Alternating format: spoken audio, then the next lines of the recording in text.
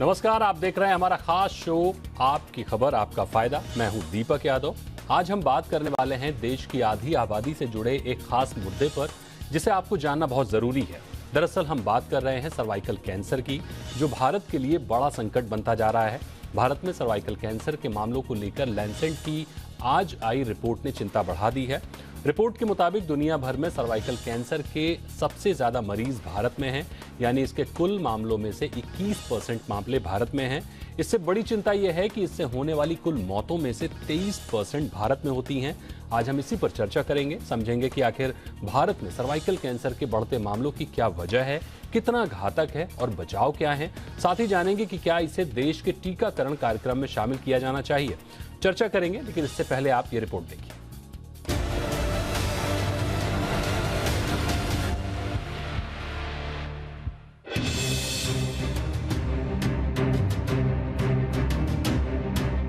Cervical cancer को लेकर health journal Lancet की ताजा ग्लोबल रिपोर्ट आई है।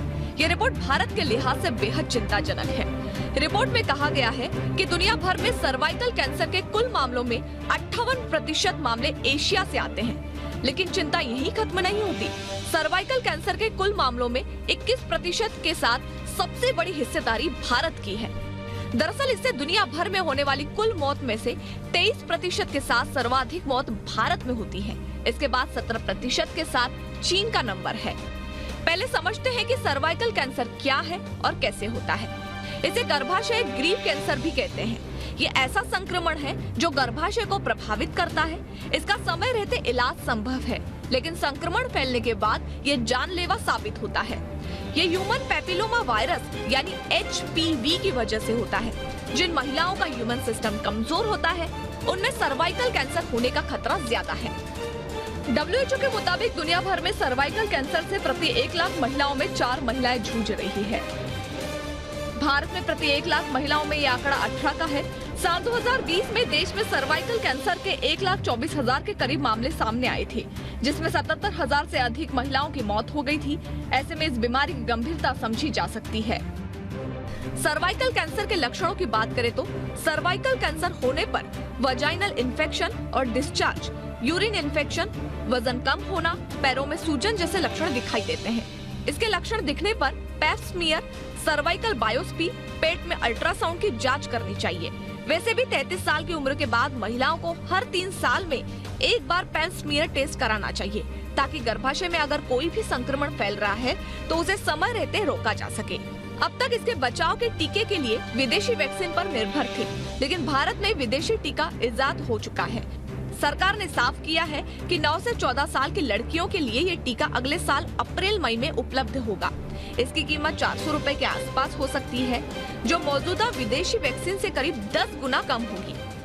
ऐसे में समय आ गया है कि सरकार को टीकाकरण कार्यक्रम में सर्वाइकल कैंसर के टीके को भी शामिल कर देना चाहिए। ब्यूरो रिपोर्ट, जी मीडिया। तो आप समझ सकते हैं कि ये देश के लिए कितनी अहम और कितनी चिंता वाली समस्या है। हमारे साथ 2 अहम डॉक्टर जुड़ी हैं। हमारे साथ हैं doctor Aruna Kalra, senior gynaecologist, CK Birla hospital, और हमारे साथ जुड़ रही हैं doctor Uma Dangi, oncologist, Fortis Hiranandani. तो सबसे पहले डॉक्टर अरुणा आपके पास आएंगे, और सबसे पहले तो बहुत स्वागत है आपका जी बिजनेस पर आने के लिए। और मेरा पहला सवाल आपसे ये होगा कि भारत में क्यों सर्वाइकल कैंसर जो है खतरा इतना बड़ा बनता जा रहा है, क्या वजह है इसकी?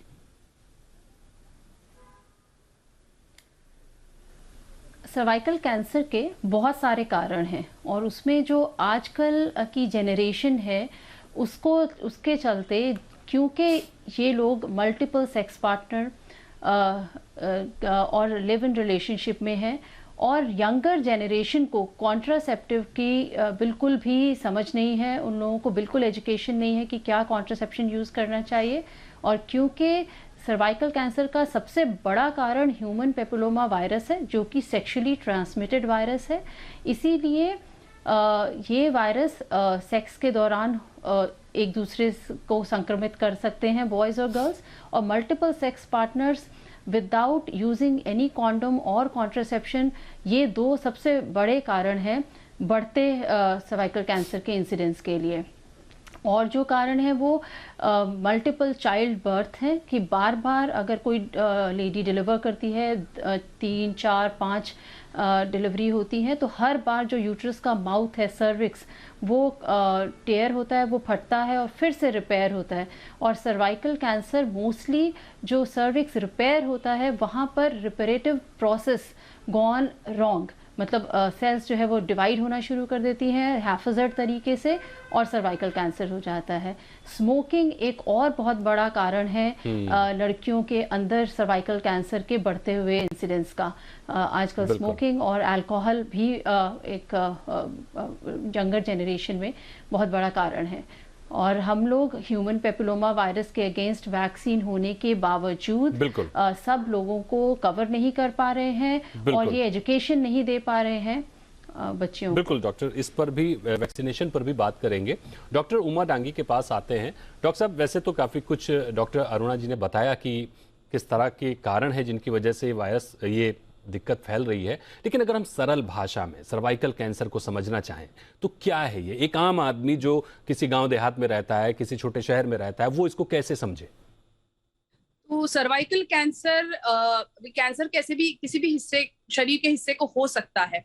और जो गर्भाशय की थैली रहती है जहाँ बच्चा बनता बड़ा होता है, उसके मुंह को सर्विक्स कहते हैं और इसी हिस्से के कैंसर को हम सर्वाइकल कैंसर कहते हैं। तो एकदम सरल सीधा इसमें बोलेंगे तो गर्भाशय की थैली के मुंह का कैंसर है सर्वाइकल कैंसर।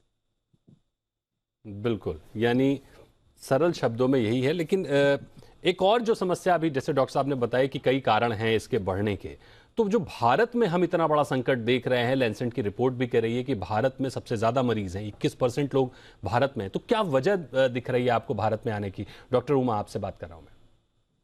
तो इसमें कई कारण हैं। एक है कि जैसे डॉक्टर साहब ने बताया कि ना वैक्सीनेशन अवेलेबल नहीं है। दूसरा है कि स्क्रीनिंग। सर्वाइकल कैंसर एक ऐसा कैंसर है जो स्क्रीनिंग के लिए बहुत ही इजी है। स्क्रीनिंग मतलब हम जब एक्टिवली कैंसर ढूंढते हैं शरीर में, जब पेशेंट को कोई सिम्टम ना हो, उसमें भी हम कैंसर की जांच के लिए मतलब कैंसर ढूंढते हैं पेशेंट को, उसको स्क्रीनिंग कहते हैं। और ये सर्वाइकल कैंसर एक ऐसा कैंसर है जो इजीली स्क्रीन हो सकता है क्योंकि इसमें सिर्फ नीचे से जाके पैप स्मीयर या विजुअल इंस्पेक्शन करेंगे अर्ली रेगुलर बेसिस पे, तो ये बहुत ही जल्दी इन सिट्यू स्टेज में या स्टेज 0 में पकड़ा जाएगा। तो ये एक जो स्क्रीनिंग है ये हर महिला तक नहीं पहुंचता। ये एक बहुत ही इम्पोर्टेंट कारण है। मुझे लगता है कि आज जो हम देख रहे हैं भारत में सर्वाइकल कैंसर की इंसिडेंस इतनी हो गई है, ये एक बहुत ही इंपॉर्टेंट कारण है कि स्क्रीनिंग नहीं हो रहा है ठीक से। और दूसरा है कि जो महिलाएं हैं ये काफी टाइम शर्माती हैं। कोई बहुत सिम्टम्स जैसे हो गए तो टाइम पे पहुंचते नहीं है डॉक्टर के पास और टाइम पे जांच नहीं होती है उनकी। इसके लिए हम काफी एडवांस स्टेज में भी देखते हैं ये कैंसर, और इसकी वजह जो मॉर्टेलिटी है इस बीमारी की, ये भी काफी ज्यादा हद तक देखते हैं। तो ऐसे कई कारण हैं। और जैसे एचपीवी वैक्सीनेशन के बारे में मैडम ने बताया, नॉट यूजिंग कॉन्डम्स या प्रोटेक्शन या barrier and HPV virus, it can itself increase the risk. बिल्कुल। तो डॉक्टर अरुणा, जिस तरह से रिपोर्ट के मुताबिक हम देख पा रहे हैं कि दुनिया भर में कुल मामलों के 58% एशिया में है, भारत उसका सबसे बड़ा एक तरह से हिस्सेदार दिख रहा है। तो क्या अशिक्षा, यौन संबंधी मामलों में हिचक, जो कि काफी कुछ डॉक्टर उमा ने बताया, यही वजह है या कुछ और भी मामले और भी वजह आप देख रही हैं?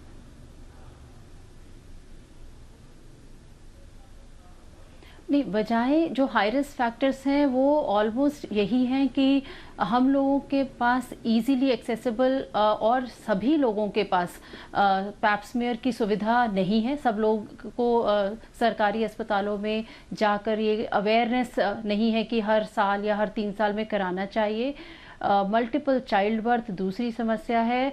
आजकल छोटे बच्चों में ही, एडोलेसेंट में ही अर्ली सेक्सुअल एक्टिविटी शुरू हो जाना और माँ बाप का उनको कॉन्डोम या और किसी भी तरीके की कॉन्ट्रासेप्टिव एडवाइस ना देना, एक बहुत बड़ी समस्या है। और जो बच्चे हैं एडोलेसेंट एज में या यंगर अडल्ट्स हैं, वो लोग गायनेकोलॉजिस्ट के पास भी नहीं जाते हैं, क्योंकि वो जजमेंटल फील करते हैं कि गायनेकोलॉजिस्ट उनके साथ जजमेंटल हो जाएंगी। तो उनको जो कॉन्ट्रासेप्टिव एडवाइस मिलना चाहिए ना तो घर पर मिलता है और ना ही ये गायनेकोलॉजिस्ट से मिल पाता है। तो ये एक बहुत बड़ा कारण है।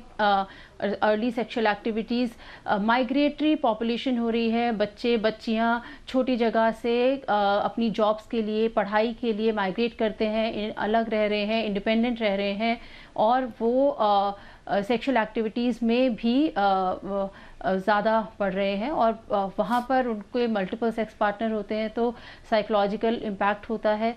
स्मोकिंग और भी अब्यूज़ जो वो लोग करने शुरू कर देते हैं, वो सब उनकी इम्यूनिटी को भी घटा देते हैं। और पेल्विक इन्फ्लेमेटरी डिजीज़ेज़ जो कि एसोसिएटेड होती हैं विद एचपीवी वायरस, वो और ज़्यादा इम्यूनिटी को घटाकर, चाहे वो गोनोरिया है, क्लमाइडिया है, उसके साथ एचपीवी भी एसोसिएट हो जाता है, और ये लोग ज़्यादा प्रोन हो जाते हैं सर्वाइकल कैंसर, या मैं कहूँ तो बॉयज़ में पेनाइल, एनल या ओरल कैंसर। बिल्कुल। डॉक्टर उमा, आपसे समझना चाहेंगे कि आखिर सर्वाइकल कैंसर की बॉडी में किस तरह के लक्षण होते हैं, किस तरह से पता चले कि क्या सिम्टम्स होते हैं जिससे हम समय रहते उसका इलाज पा सकें? तो ये बहुत ही इंपॉर्टेंट सवाल है, और इसके बेसिकली बहुत जरूरी है अवेयरनेस क्रिएट करने के लिए, क्योंकि ये महिलाएं जानती नहीं है कि ऐसे कोई चिन्ह होंगे जिसकी वजह से सर्वाइकल कैंसर हो सकता है और पहुंचती नहीं है डॉक्टर के पास। तो सबसे इंपॉर्टेंट है इसमें कि डिस्चार्ज आना, जहां से वजाइना से कोई भी प्रकार का डिस्चार्ज हो, या इन्फेक्शन का डिस्चार्ज हो, इन्फेक्शन या STDs itself increase the risk, मतलब कैंसर, सर्वाइकल कैंसर का रिस्क बढ़ा सकते हैं। तो कोई भी प्रकार का डिस्चार्ज आ रहा है, अगर ब्लीडिंग हो रहा है, मतलब पीरियड से अलग कोई ब्लीडिंग है, 2 पीरियड के बीच में ब्लीडिंग हो रहा है, या कोई ब्लीडिंग ऐसा है जो नहीं रुक रहा है, कोई भी प्रकार के ये मेन सिम्टम्स हैं जो सर्वाइकल कैंसर के होते हैं। दूसरा एक हो सकता है कि अगर बहुत एडवांस स्टेज में है तो नीचे की जगह दर्द होना, सेक्सुअल एक्टिविटी के बाद दर्द होना, ये सारी चीजें भी हो सकती हैं सर्वाइकल कैंसर की रिस्क। तो ऐसा कोई भी चिन्ह है तो बहुत जरूरी है कि आप डॉक्टर के पास दिखाइए, ताकि इसकी टेस्ट होके जो डायग्नोसिस है वो जल्द से जल्द हो सके। बिल्कुल। डॉक्टर अरुणा, आपसे समझेंगे कि भारत में भी अगर हम देखें तो टीके हैं, तमाम तरह के टीके हैं, लेकिन जो विदेशी टीके हैं, 2 टीके हैं जो भारत में, वो सबसे ज़्यादा चलन में है, लेकिन वो सबसे ज़्यादा महंगे भी हैं, वो एक बड़ी समस्या है। तो क्या महंगा होने की वजह से टीकाकरण नहीं हो पाता है सही मात्रा में?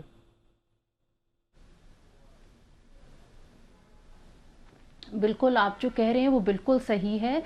महंगा है टीका बहुत ज़्यादा, टू द ट्यून ऑफ 3,000 से लेके 10,000 तक।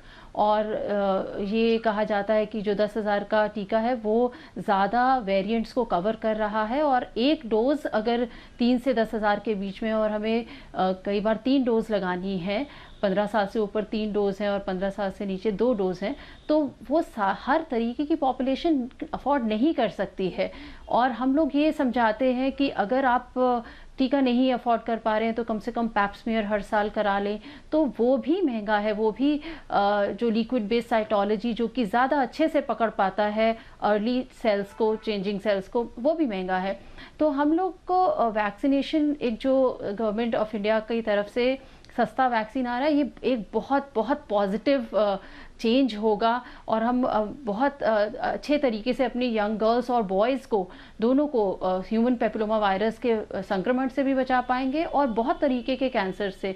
ये जो एचपीवी वायरस है, ये vulval cancer, vaginal cancer, anal cancer, oral cancer और थ्रोट कैंसर, ये सभी तरीके के ओरल सेक्स, एनल सेक्स और वजाइनल वल्वल सेक्स के को कर सकता है। और इससे एचपीवी वायरस वैक्सीन से हम इन सभी तरीके के कैंसर से बचेंगे, और बहुत महंगा होने की वजह से जनरल पब्लिक इसको अफोर्ड नहीं कर सकती है। ये अहम बात कही आपने, ये हमारे इम्यूनाइजेशन शेड्यूल में होना चाहिए, बच्चों को 9 साल के बाद से शुरू कर देना चाहिए। ठीक बात है, ये बिल्कुल अहम बात आपने कही कि महंगा है टीका, इस वजह से लोग एक तो अफोर्ड नहीं कर सकते, दूसरा जागरूकता भी बहुत कम है। डॉक्टर उमा, आपसे समझेंगे कि भारत ने भी स्वदेशी टीका इजाद कर लिया है, इसकी एफिकेसी के बारे में क्या रिपोर्ट मिल रही है आपको? अगले साल अप्रैल मई से ये शुरू होगा टीका, जो काफ़ी सस्ता भी बताया जा रहा है। तो क्या इससे टीकाकरण के लिए रफ्तार मिलेगी? सरकार को भी अपने प्रोग्राम में इसको शामिल करने की कुछ संकेत देख रहे हैं आप? हाँ बिल्कुल, इसकी अभ्यास तो चालू है 2018 से और थोड़े रिजल्ट्स भी अच्छे प्रॉमिसिंग है इसके। डेफिनेटली आई थिंक कॉस्ट एक बहुत ही इम्पोर्टेंट चीज है जो वैक्सीनेशन को इतना ड्राइव नहीं दे रहा है बिकॉज ऑफ द एक्सपेंस, क्योंकि बहुत महंगा है तो लोग नहीं लेते हैं। और काफी कभी उसके बारे में थोड़ा बहुत हिचकिचाहट रहती है कि वैक्सीन कोई साइड इफेक्ट ना हो। अभी कोविड वैक्सीन के लिए आप देख लीजिए कि कितना बहुत सारा चल रहा था कि ले ना ले, काफी लोग नहीं ले रहे थे इसमें। तो ये जो हिचकिचाहट है ये थोड़ी रहती है, लेकिन इसके लिए एजुकेशन बहुत बहुत जरूरी है, to educate the public, to मतलब सबको समझाना कि भाई ये इम्पोर्टेंट है। लेकिन हाँ एक चीज जरूर है कि ये जो इंडियन वैक्सीन है ये क्वाड्रीवैलेंट वैक्सीन है। क्वाड्रीवैलेंट यानी कि इसमें हम 4 स्ट्रेन जो है एचपीवी के जो कैंसर क्रिएट कर सकते हैं इनको ही प्रोटेक्ट करता है। बाकी जो टोटल 14 स्ट्रेन पता है जो वैक्सीन जो एचपीवी के स्ट्रेन है जो कैंसर बना सकते हैं। तो वैक्सीनेशन होने के बावजूद हम ये जो स्क्रीनिंग के बारे में मैंने बताया इसको हम भूल नहीं सकते।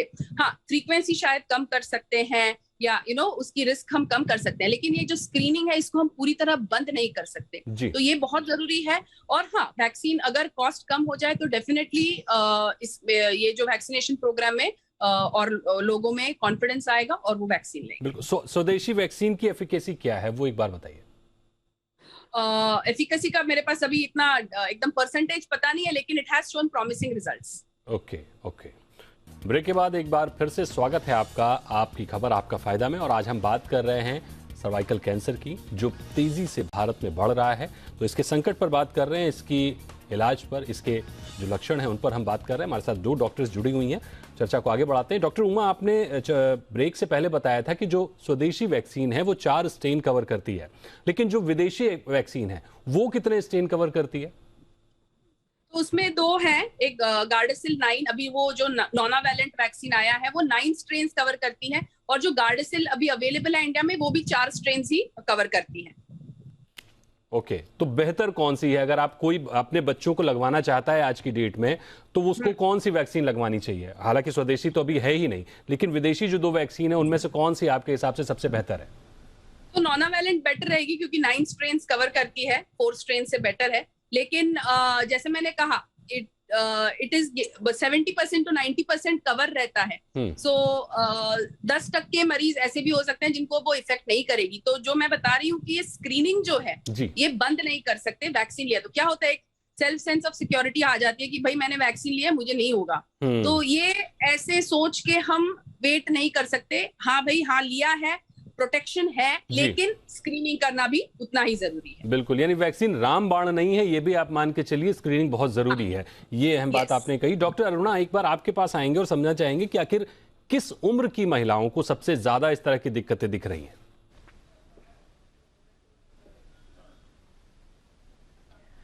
Cervical cancer reproductive age group का कैंसर बेसिकली कहा जाता है। और जैसे डॉक्टर साहब ने कहा कि अगर आपको कुछ स्मेली डिस्चार्ज हो रहा है, इंटरकोर्स के बाद ब्लीडिंग हो रही है, मेंसेस के महीने में बीच में भी ब्लीडिंग हो रही है, महीना बंद होने के बाद मेनोपॉज के बाद कुछ ब्लीडिंग शुरू हो गई, या फिर नीचे बहुत खुजली है और पेल्विक में पेन, लोअर पेल्विस में पेन हो रहा है, सेक्स के बाद पेन हो रहा है, यूरिन इन्फेक्शन बार बार हो रहा है, इस तरीके के कोई भी सिम्टम हैं जो तो आपको डॉक्टर को दिखाना है। ये 21 साल मतलब अगर रिप्रोडक्टिव एज ग्रुप कहा जाए तो 21 से 25 साल के बाद आपके शुरू हो जाते हैं। 21 साल के बाद किसी को भी हो सकता है। पहले लेटर लाइफ में देखा जाता था, 50 के बाद ऐसा ज़्यादा होता था कि सर्वाइकल कैंसर हो, मगर आजकल यंगर लड़कियों को भी उतनी ही परसेंटेज में देखा जा रहा है। पहले कारण जब हम लोग बहुत आज से 30 साल पहले की बात करें तो मल्टीपल प्रेगनेंसीज और डिलीवरीज ज़्यादा कारण होता था, इसीलिए 50 के ऊपर की महिलाओं को ये देखा जाता था। आजकल मल्टीपल सेक्स पार्टनर और early sexual activity without condom या विदाउट कॉन्ट्रासेप्शन ज़्यादा कारण है और स्मोकिंग ज़्यादा कारण है, इसीलिए यंग बच्चियों को उनकी 20s और 30s में ये ज़्यादा देखा जा रहा है। ठीक। तो यही है कि जो एज है वो चाहे किसी भी कैंसर का लिया जाए, वो थोड़ा जल्दी एज ग्रुप में प्रेजेंट कर रहे हैं। बिल्कुल बिल्कुल। डॉक्टर उमा, आपसे मेरा सवाल ये होगा कि अगर किसी ने वैक्सीन मिस कर दिया है लगवाना, उसको क्या करना चाहिए, और बच्चों में ये वैक्सीन लगवाने की सही उम्र क्या है? अगर उस उम्र से मिस कर दिया है तो आगे क्या किस तरह के बचाव कर सकते हैं? तो इसमें यूजुअली हम बोलते हैं 11 से 16 की उम्र तक हमको शुरू कर देना है वैक्सीन, लेकिन हाँ 9 उम्र की साल में भी लड़कियों को लगवा सकते हैं, और एज ओल्ड एज 25-26 ईयर्स तक भी हम शुरुआत कर सकते हैं वैक्सीन के लिए। आजकल देखते हैं कि बेसिकली ये बताया जाता है कि before onset of sexual activity अगर ये वैक्सीन लगाया जाए तो इसकी एफिकेसी ज्यादा रहती है। नॉट दैट कि उसके बाद लगाए तो एफिकेसी बिल्कुल नहीं है, लेकिन इसकी एफिकेसी जरूर कम हो जाती है। तो before onset of sexual activity अगर लगाए तो ये बहुत बेस्ट रहता है। अभी करंट गाइडलाइंस में तो लोगों में 45 एज की उम्र तक भी ये वैक्सीन लगाया गया है। ओके डॉक्टर अरुणा, एक और सवाल मेरा आपसे ये होगा कि आमतौर पर हम देख रहे हैं कि आजकल शुगर है, बीपी है और तमाम तरह की बीमारियां, और बहुत ही छोटे उम्र से लोगों को इस तरह की बीमारियां होती जा रही हैं। तो क्या जो पहले से तमाम तरह की बीमारियों की गिरफ्त में हैं, उनके लिए ये एक ज़्यादा आसान शिकार होता है कैंसर उन बच्चों के लिए, या फिर कुछ फिटनेस के लिए हम कुछ ऐसा अपने दिनचर्या में बदलाव रखें या खान पान में बदलाव रखें जिससे कि हम इससे बच सकें?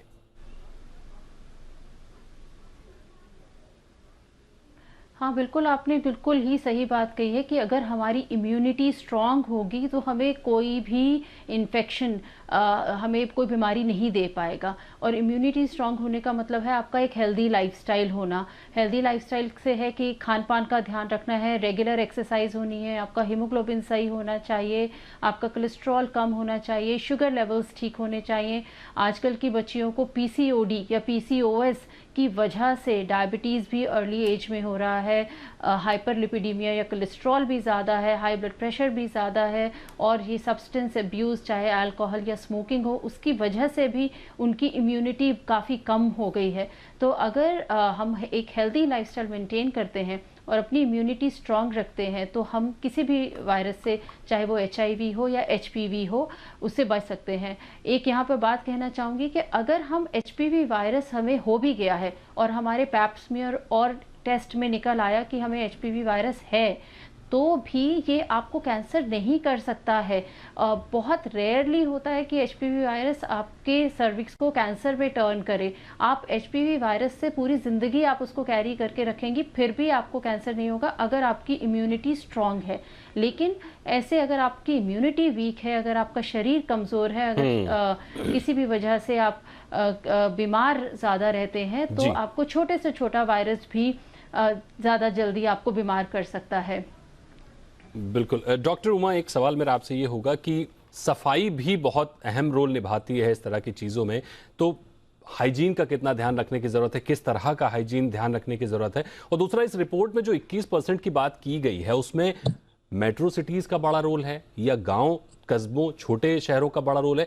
आपको डेटा क्या बता रहा है, कहाँ सबसे ज़्यादा ये देखने को मिल रहा है? तो पहला सवाल तो ये था कि हाइजीन कितना इम्पोर्टेंट है, और मैं कहूंगी कि हाइजीन बहुत ज्यादा इम्पोर्टेंट है इस चीज में। प्राइवेट पार्ट्स पे हाइजीन रखना बहुत बहुत जरूरी है, इससे रिस्क कम होगी।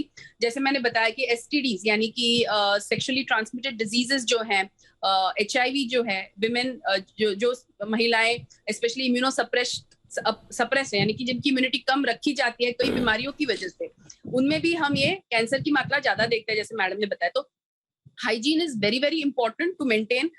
ये रखेंगे अच्छे तो ये रिस्क कम हो सकती है।